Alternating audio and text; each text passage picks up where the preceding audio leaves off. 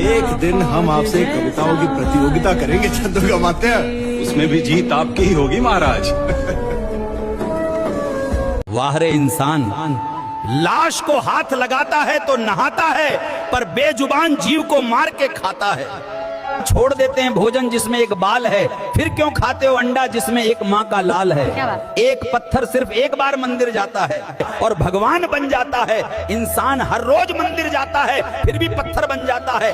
एक माँ बेटे को जन्म देने के लिए अपनी सुंदरता त्याग देती है और वही बेटा एक सुंदर बीवी के लिए अपनी माँ को त्याग देता है। जीवन में हर जगह हम जीत चाहते हैं, सिर्फ फूल वाले की दुकान ऐसी है जहां हम कहते हैं कि हार चाहिए, क्योंकि हम भगवान से जीत नहीं सकते। कलयुग की यही सच्चाई है।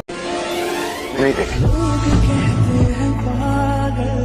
मेरी दृष्टि में स्त्री इतनी हीन नहीं हो सकती कि उसे पुरुष के चरण धोने पड़े, चाहे वो एक दासी ही क्यों ना हो।